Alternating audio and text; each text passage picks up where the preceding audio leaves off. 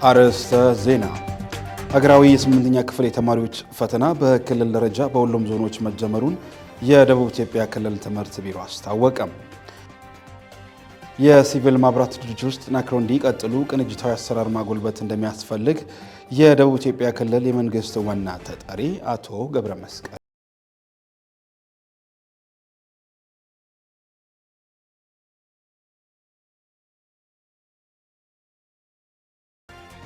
ከውጭ ዶናልድ ትራምፕ በሎስ አንጀለስ ተጨማሪ 2000 የብሔራዊ ዘብና 700 የባህር ኃይል አባላትን አሰማሩ። የሚሉት የሰዓቱ አበይት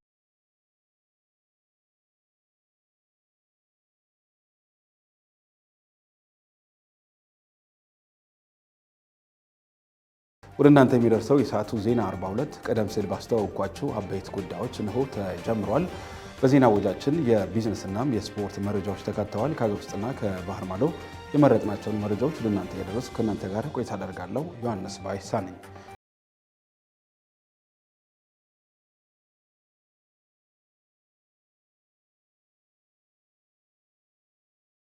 ተማሪዎች ፈተና በክልል ደረጃ በሁሉም ዞኖች መጀመሩን የደቡብ ኢትዮጵያ ክልል ትምህርት ቢሮ አስታወቀ።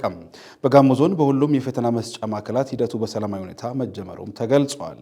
የገልገሉ አየለን ዘገባ ባልደረባችን ንጋቱ ይስሐቅ እንደሚከተሉት ታቀርበዋለች። የደቡብ ኢትዮጵያ ክልል ትምህርት ቢሮ ኃላፊ ወይዘሮ ፀሐይ ወራሳ በአርባ ምንጭ ከተማ ሀገራዊ የስምንተኛ ክፍል የተማሪዎች ፈተና ሂደትን በጎበኙበት ወቅት በሁሉም የክልሉ ዞኖች ፈተናው በሰላም መጀመሩን ገልጸዋል። ለፈተናውም በክልሉ ከፍተኛ ዝግጅት ሲደረግ መቆየቱን ጠቁመው ከዩኒቨርሲቲና ከኮሌጅ መምህራን ጋር በመቀናጀት ተማሪዎችንና መምህራንን የማብቃት ስራ መከናወኑን አስረድተዋል። የተሻለ ውጤት እንደሚጠበቅም ነው የገለጹት። እንግዲህ ዛሬ እንደምታዩት በሁሉም በእኛ ክልል በሁሉም ዞኖች ፈተና 3 ሰዓት ላይ ተጀምሯል።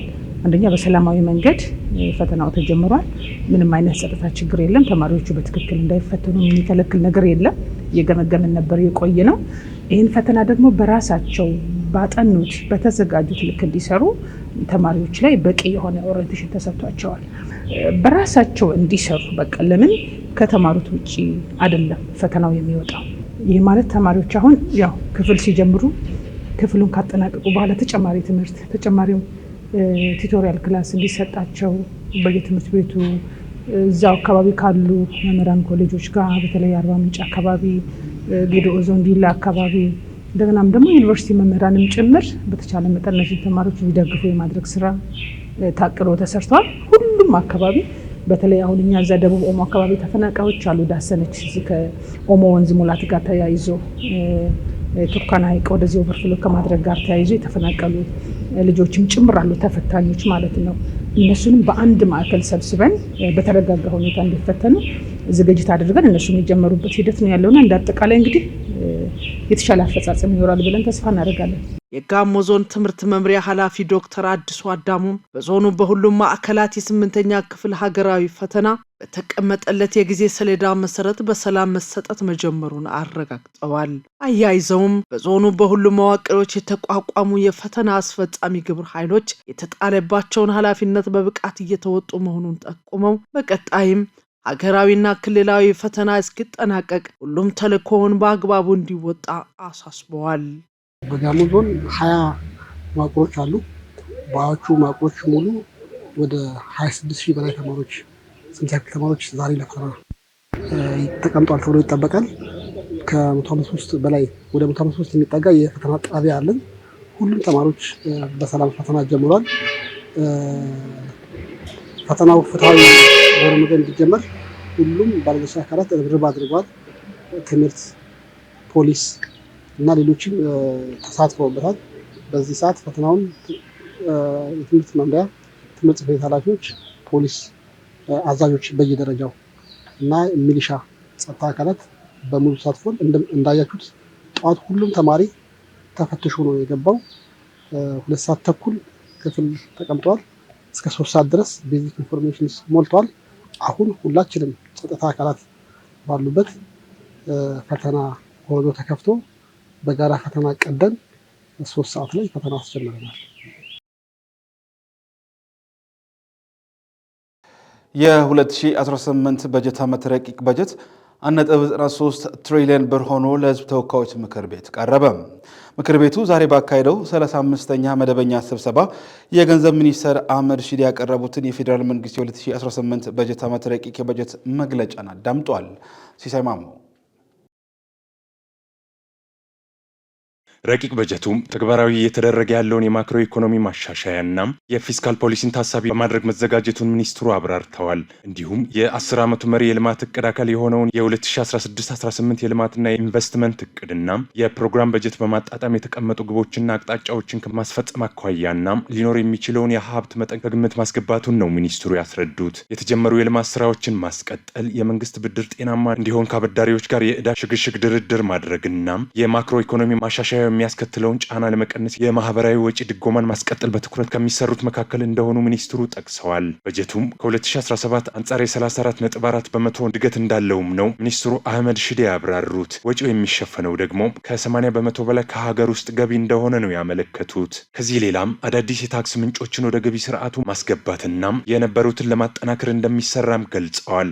በዚህም በ2018 በጀት ዓመት አጠቃላይ 1.5 ትሪሊዮን ብር ገቢ ለመሰብሰብ መታቀዱን ተናግረዋል። ባለበጀት መስሪያ ቤቶች የተመደበላቸውን በጀት ለታለመለት ዓላማ ብቻ ማዋል እንዳለባቸው ነው ሚኒስትሩ አህመድ ሺዴ ያሳሰቡት። በመሆኑም የ2018 በጀት ዓመት ረቂቅ በጀት 1.93 ትሪሊዮን ብር ሆኖ ለሕዝብ ተወካዮች ምክር ቤት ቀርቧል። ረቂቅ በጀቱም ለዝርዝር እይታ ለምክር ቤቱ ፕላን በጀትና ፋይናንስ ጉዳዮች ቋሚ ኮሚቴ ተመርቷል። የኢትዮጵያ ዜና አገልግሎት እንደዘገበው የሲቪል ማህበራት ድርጅቶች ተጠናክረው እንዲቀጥሉ ቅንጅታዊ አሰራርን ማጎልበት እንደሚያስፈልግ የደቡብ ኢትዮጵያ ክልል የመንግስት ዋና ተጠሪ አቶ ገብረ መስቀል ጫላ ገለጹ። ክልላዊ መንግስትና የሲቪል ማህበራት ድርጅቶች የጋራ ምክክር ፎረም በወላይታ ሶዶ ከተማ ተካሂደዋል። ተጨማሪ አለን። በምክክር ፎረሙ ተገኝተው መልእክት ያስተላለፉት የደቡብ ኢትዮጵያ ክልል የመንግስት ዋና ተጠሪ አቶ ገብረ መስቀል ጫላ የሲቪል ማህበራት ድርጅቶች በጠንካራ ማህበረሰብ ትስስር፣ በዲሞክራሲ ግንባታ፣ በጎ አድራጎት፣ በፍትህና እንዲሁም በዲፕሎማሲ መስክ ተጠናክረው እንዲቀጥሉ በየደረጃው የሚስተዋሉ ችግሮችን መፍታት የሚያስችል ቅንጅታዊ አሰራር እንደሚያስፈልግ ገልጸዋል። የሲቪል ማህበራት ድርጅቶች የመንግስት አጋር፣ የህዝብ ዋልታ መሆናቸውን የጠቀሙት አቶ ገብረ መስቀል ጫላም መንግስት ህግን አክብረው እንዲንቀሳቀሱ እንዲሁም የነቃና የተደራጀ ተሳትፎ ፎናም የህዝቡን ተጠቃሚነት እንዲያረጋግጡ በጋራ ይሰራልን ብለዋል። የሲቪል ማህበረሰብ ድርጅቶች እና በባለድርሻ አካላት መካከል በየደረጃው የሚስተዋሉ የቅንጅት ችግሮችን ለመቅረፍና መተማመንን በመፍጠር ሲቪል ማህበረሰብ ድርጅቶች የመንግስት አጋር፣ የህዝብ ዋልታና ማገር እንዲሆኑ የሚያስችል ተቋማዊ ጥንካሬና ግንኙነት መገንባት እጅግ አስፈላጊ ነው። የሲቪል ማህበረሰብ ድርጅቶች በህገ መንግስቱ የተረጋገጠውን የመደራጀት መብት በተሳካ መንገድ በማክበር ህግን አክብሮ እንዲንቀሳቀሱ የክትትልና ድጋፍ ስራ ባህል በማድረግ በየደረጃው ስትራቴጂካዊ እና የተቀናጀ አመራር በማረጋገጥ አይነታዊ ለውጥ ለማስመዝገብ በሴክተሩ ከፍተኛ ሀገራዊ ቅንጅትና ትብብር መፍጠር የሲቪል ማህበረሰብ ድርጅቶች አበርክቶ ለማጠናከርና ለማጎልበት የመንግስት አካላትና የሴክተሩ አደረጃጀቶች በየደረጃው ሚናቸውን እንዲወጡ አደራ ለማለት እወዳለሁ። የኢፌድሪ የሲቪል ማህበራት ድርጅቶች ዋና ዳይሬክተር አቶ ሳምሶን ቢራቱ በበኩላቸው የሲቪል ማህበራት ድርጅቶች የመንግስት አጋርነታቸውን በአግባቡ በመረዳት ከመንግስት ከዩኒቨርሲቲዎችና ከግሉ ዘርፍ ጋር በመቀናጀት የምርምር ስራዎችን በማከናወን የማህበረሰቡን ተጠቃሚነት ማረጋገጥ ብሎም ሀገራችን ያስቀመጠችውን ራዕይ ለማሳካት አበክረው እየሰራ እንደሚገኝ ገልጸዋል። የሲቪል ማህበረሰብ ድርጅቶች የመንግስት የልማት ጣሪያነታቸውን በአግባቡ ተረድተው ከአራቱ ማለትም ከመንግስት ከዩኒቨርሲቲዎችና የምርምር ተቋማት ከሲቪል ማህበረሰብ ድርጅቶችና ከግሉ ዘርፍ ጋር በመሆን ለልማት እቅዳችን የምሰሶነት ፒላር የምንለው ሚናቸውን እንዲወጡ ከላይ የተጠቀሱትን ጉልህ ሚና ማለትም የሚለካና ተደራሽ የሆነ ተግባር ማከናወን የሚቻለው ደግሞ በአዋጁ በተቀመጠው ድንጋጌ መሰረት ሲቪል ማህበረሰብ ድርጅቶች ከመንግስት እንዲሁም እርስ በርሳቸው ለሚኖራቸው የሚገባ የጠበቀ ግንኙነት ሲኖር እንደሆነ እሙን ነው። ለዚህ ደግሞ ይህ የዛሬው መንግስትና የሲቪል ማህበረሰብ ድርጅቶች ጂኦሴሶ ፎረም አይነተኛ ምስክር ነው። አክለውም የውጭ ሀገራት ድጋፍና እርዳታን በማስቀረት በሀገር ምርት በመተካት ኢኮኖሚው በሀገር በቀል ምርቶች እንዲገነባ የበኩሉን አስተዋጽኦ እየተወጣ ይገኛልን ብለዋል። የውጭ ድጋፍና እርዳታ ምንም እንኳን ጠቀሜታ ያለው ባይባልም በሀገር በቀል ኢኮኖሚና በሎካላይዜሽን አስተሳሰብ እየተቃኘና እየተተካ ከመራ ነው እቅዳችንና ራዕያችንን ከማሳካት ወደ ኋላ የሚመልሰን ምንም የመንገድ ላይ እንቅፋት አይኖርም።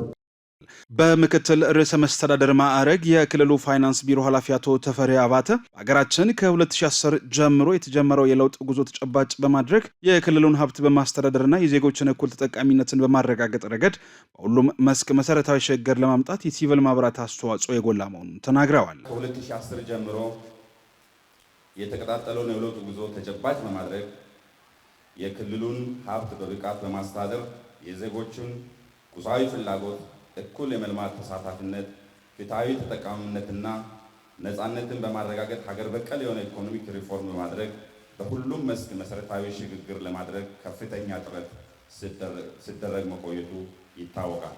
ድህነትን ታሪክ በማድረግ ሀገራችን ሁለንተናዊ ብልጽግና ለማረጋገጥ ከመንግስት ጎን በመሆን ውጤት ታስመዘግባላችሁ የሚል እምነትም አለን።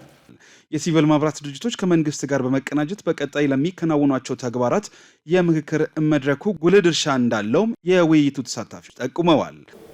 በዋናነት የሚጠበቀው ቀጣይነቱን እንጠብቃለን። ይህ ፎረም ዛሬ በትልቅ የተከፈተው ከዚህም በኋላ ደግሞ ቀጣይ ሆኖ ከኤንጂኦዎች ጋር ያሉ ክፍተቶች፣ ገቨርንመንት ጋር ያሉ ክፍተቶች በመፈታተሽ ግልጽ የሆነ ትራንስፓረንሲን በመፍጠር ከገቨርንመንትም የሚጠበቀውን ከባለድርሻ አካላትም የሚጠበቀውን ግዴቶቻችንን በማሟላት በዋናነት እሱን ላይ በመቅረፍ እሱን እየጠበቀን ደግሞ ፎረሙ አኳያ ጠቅለል ባለመልኩ ስናይ በርካታ ስራዎች ተሰርቷል በተለያዩ ዘርፎች።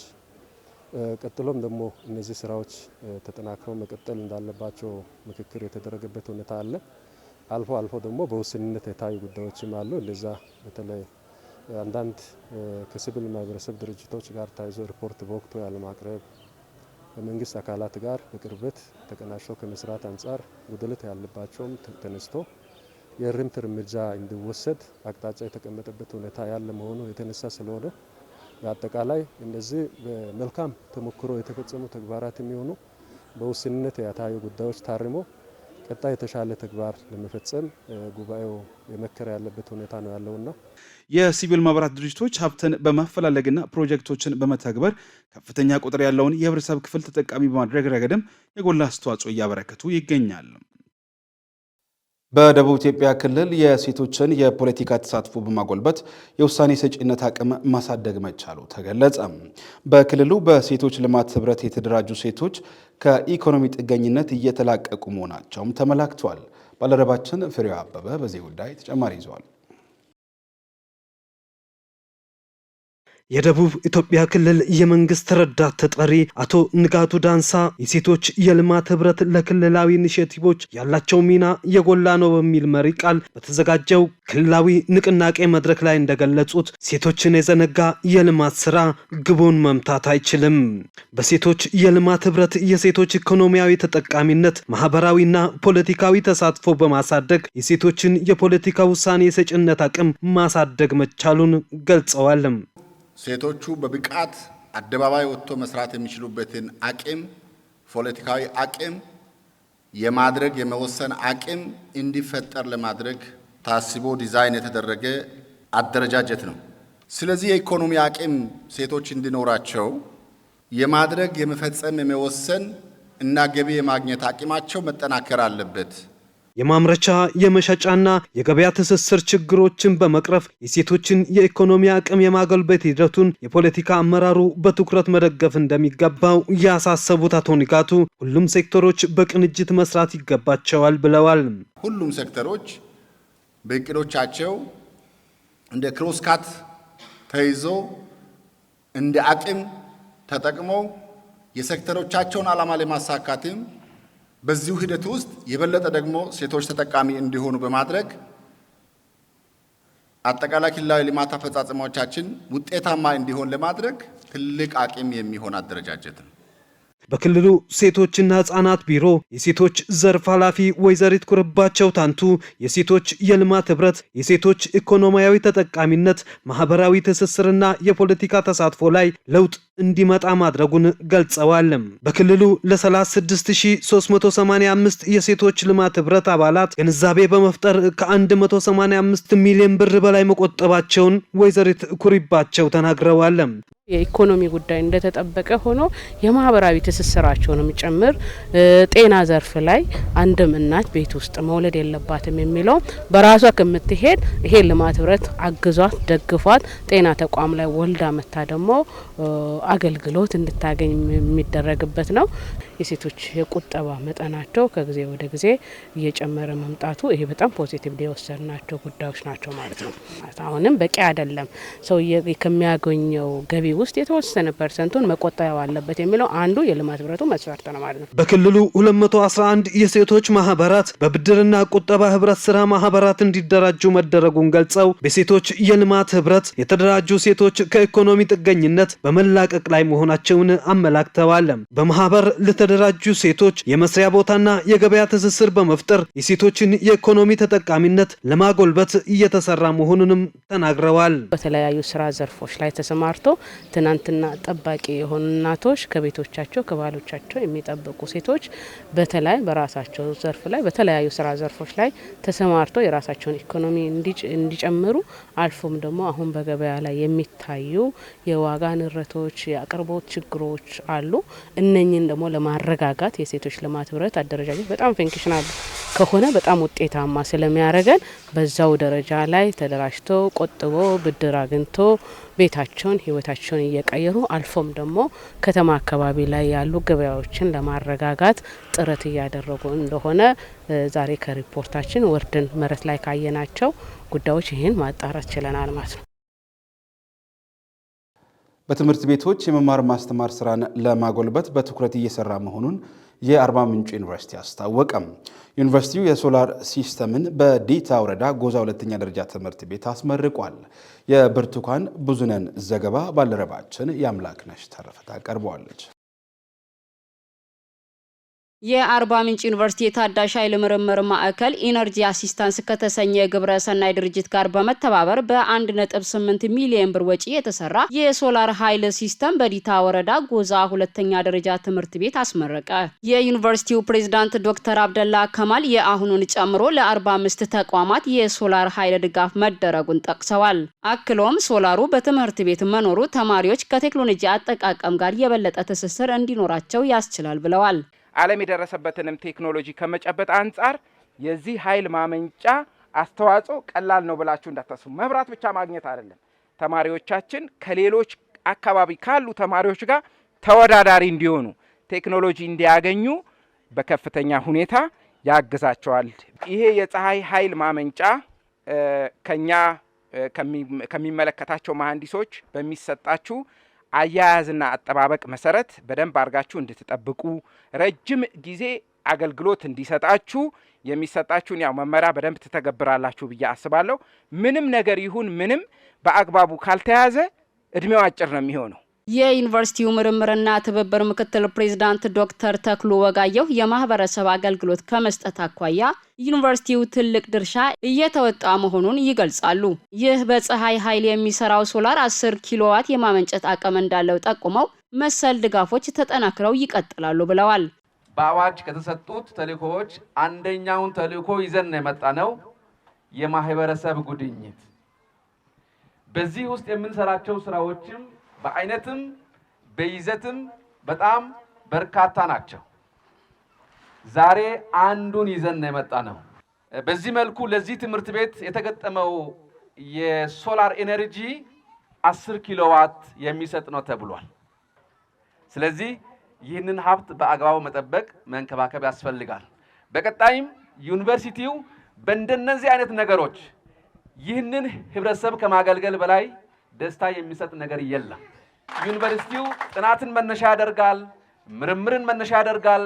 በተለያዩ ችግሮች ላይ ከሚተባበሩ ከአጋር ድርጅቶች ጋር በመሆን የሚያስፈልገውን የመፍትሄ ሀሳብ የሚያመጣ ይሆናል። ይሄ የዩኒቨርሲቲውም የስራ አካሄዱም አቅጣጫውም በእንደዚህ መልኩ ነው የሚሆነው። ለትምህርት ቤቱ የተበረከተው ሶላር ዘላቂ ችግር ፈቺ መሆኑን የገለጹት በዩኒቨርሲቲው የታዳሽ ኃይል ማዕከል ዳይሬክተር ዶክተር ያልሾ ግርማ ናቸው።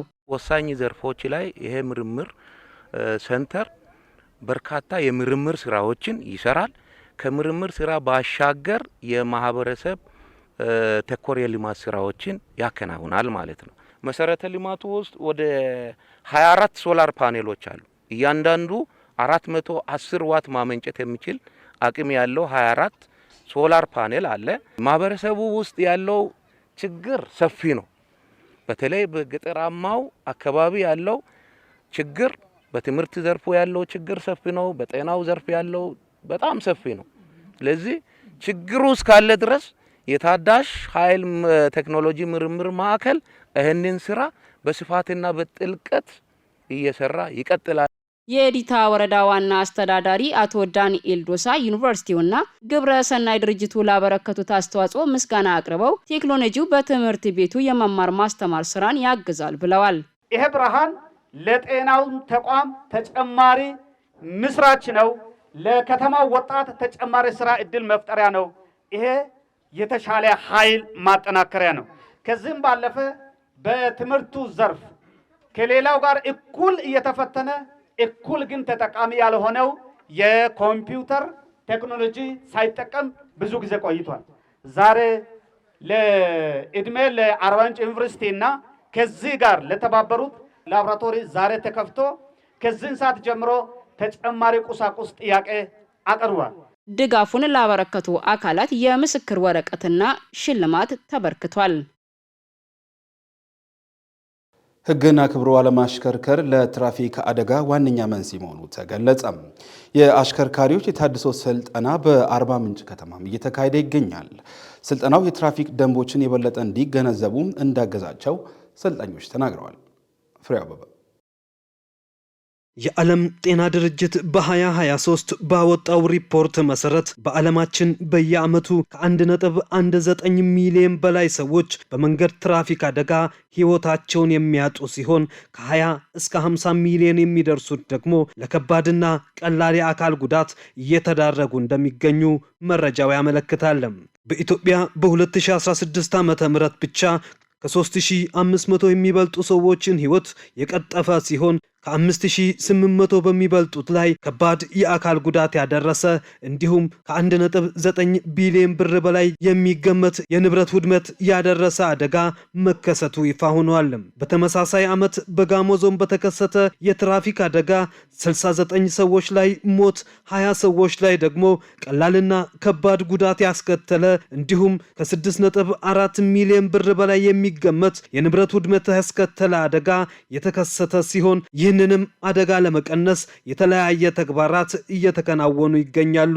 የዚሁ እንቅስቃሴ አካል የሆነው የነባር አሽከርካሪዎች የታድሶ ስልጠና በአርባ ምንጭ ከተማ መካሄድ መጀመሩን የአርባ ምንጭ ከተማ አስተዳደር ትራንስፖርትና መንገድ ልማት ጽሕፈት ቤት ኃላፊ አቶ አንተነህ ቱቴ ይናገራሉ።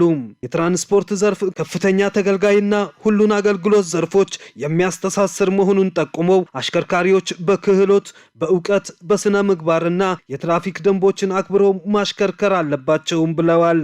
የትራፊክ አደጋ በዓለም በገዳይነቱ 9ኛ ደረጃ ላይ እንደሚገኝ የገለጹት ኃላፊው በሀገራችን የትራፊክ አደጋን በየዓመቱ 5 በመቶ ለመቀነስ ታቅዶ እየተሰራ መሆኑን ገልጸዋል።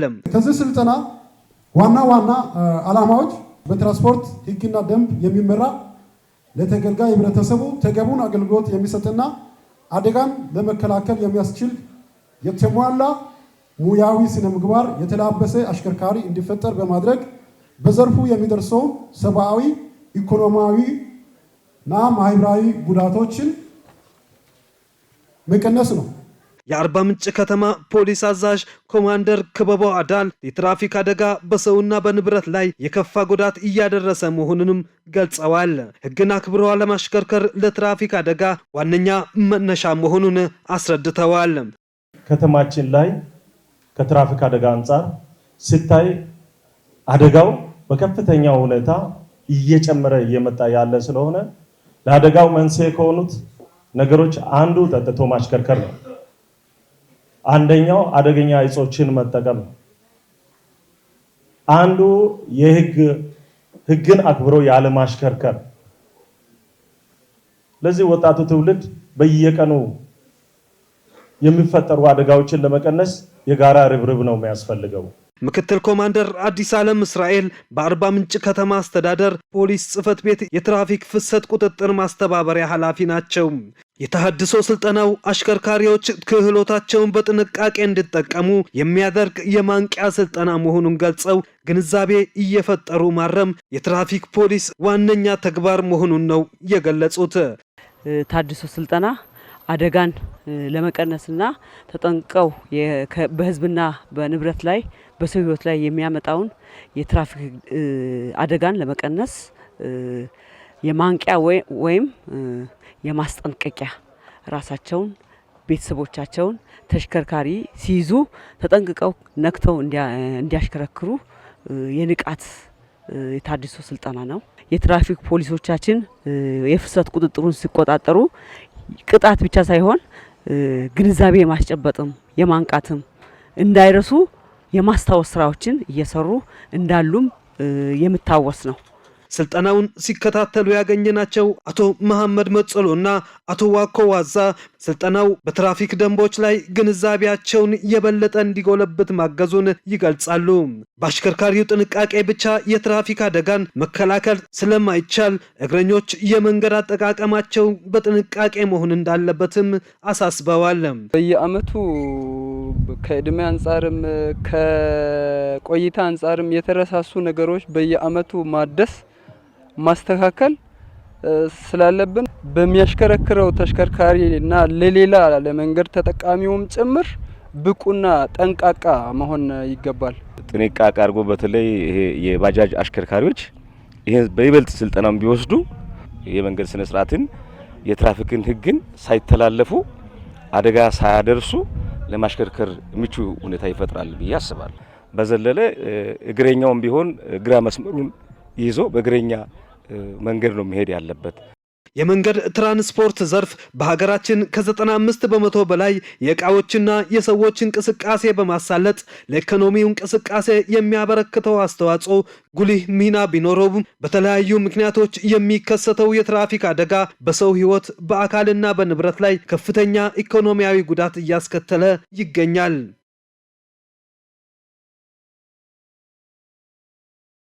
ቀጥለናል ተመልካቾቻችን። ከዚህ በማስከተል ከውጭ ወደምንመለከታቸው ጉዳዮች ይሻገራለሁ።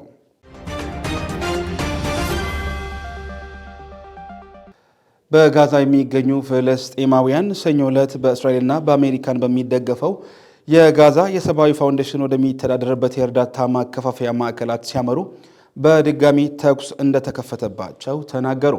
የቢቢሲን ዘገባ ባልደረባችን መስፍን ባንጃው እንደሚከተለው ያቀርበዋል።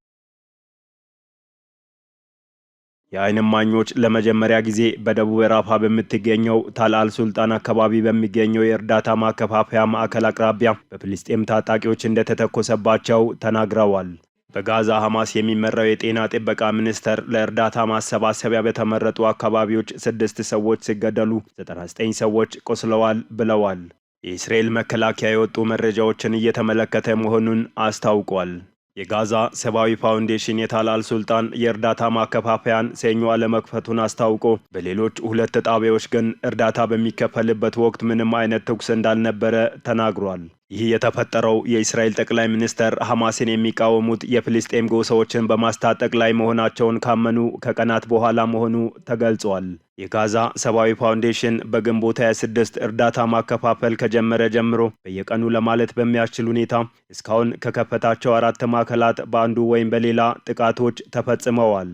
የእስራኤል ወታደራዊ ቀጠና አቋርጦ በሚያልፈው በራፋ ታል ሱልጣን አካባቢ ወደሚገኝ አንድ ቦታ ሲቃረቡ በርካታ ፍልስጤማውያን ተገድለዋል። ከዚህ ቀደም በደረሱት ጥቃቶች የእስራኤል ወታደሮች በተሰበሰበው ሕዝብ ላይ ተኩስ እንደከፈቱ እማኞች ተናግረዋል። የእስራኤል ጦር ወታደሮች በቦታው በነበሩ ሰላማዊ ዜጎች ላይ መተኮሳቸውን ቢያስተባብልም ወታደሮቹ ግን የማስጠንቀቂያ ጥይቱን ችላ ብለው ወደ እነሱ የቀረቡ ተጠርጣሪዎች ላይ መተኮሳቸውን ተናግረዋል። በቦታው የነበሩ ሰዎች የፍልስጤም ታጣቂዎች እንዲሁም የእስራኤል ወታደሮችን በእነሱ ላይ እንደተኮሱ ተናግረዋል።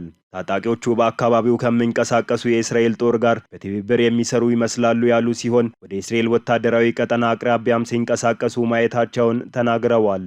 አንድ የዓይን እማኝ ለቢቢሲ አረበኛ መካከለኛው ምስራቅ ዴይሊ ፕሮግራም እንደገለጹት ከእርዳታ ማከፋፈያው እርዳታ ለመቀበል በአካባቢው ሲደርሱ የሲቪል ልብስ ለብሰው ፊታቸውን ሙሉ በሙሉ የሸፈኑ ወጣቶችን ማየታቸውን ተናግረዋል። ሂሻም ሰኢድ ሳለም መጀመሪያ ላይ በሂደቱ ላይ እገዛ የሚያደርጉ የፍልስጤም ወጣቶች ሊሆኑ እንደሚችሉ አስበን ነበር፣ ነገር ግን በድንገት ተኩስ ጀመሩ ብለዋል።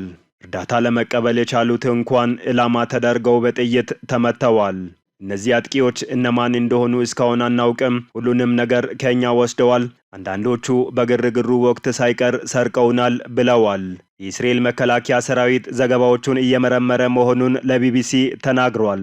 የሰብአዊ ፋውንዴሽን በመግለጫው እንዳስታወቀው በጋዛ ሰርጥ በሳዑዲ አጎራባች ራፋ እና ዋዲ በሚገኙ 2 ቦታዎች ማከፋፈያ መክፈቱንና በሁለቱም ቦታዎች የእርዳታ ስርጭት ያለምንም ችግር ተካሂዷል ብለዋል። የጋዛ ሰብአዊ ፋውንዴሽን ቃል አቀባይ ስለ ታል አልሱልጣን ጥቃት በቢቢሲ ሲጠየቁ በማከፋፈያዎቹ ዙሪያ ምንም ነገር የለም ብለዋል።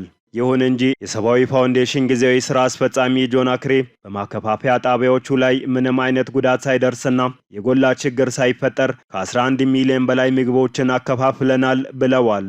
የጋዛ ጤና ጥበቃ ሚኒስቴር ሆስፒታሎች በተመሳሳይ ጊዜ በድምሩ 127 ሰዎች መሞታቸውንና 1287 የተጎዱ ሰዎች ከእርዳታ ማከፋፈያ ቦታዎች ተቀብለናል ብለዋል።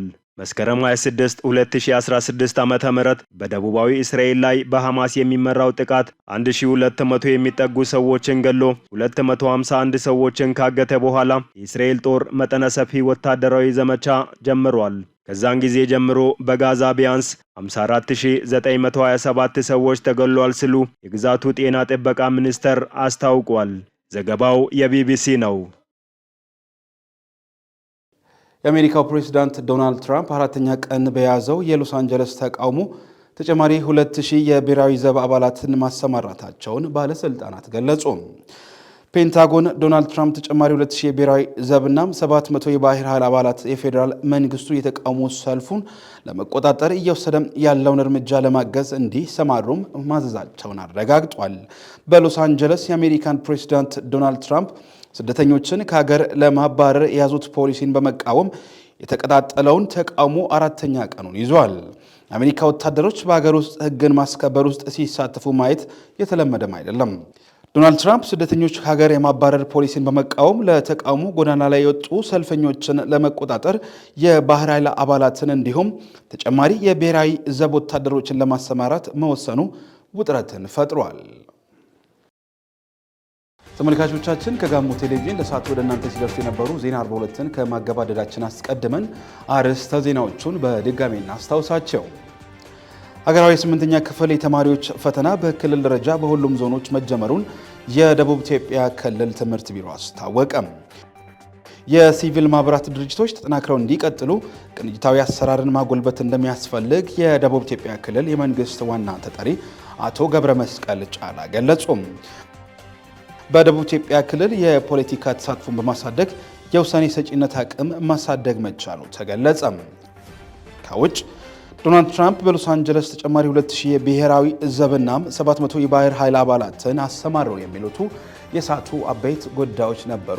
ከሀገር ውስጥና ከባህር ማዶ የመረጥናቸውን መረጃዎች ወደ እናንተ ያደረስኩ ከእናንተ ጋር ቆይታ ያደረግኩት እኔ ዮሐንስ ባይሳ ነበርኩ። የጋሞ ቴሌቪዥንን ከቴሌቪዥን ስርጭት በተጓዳኝ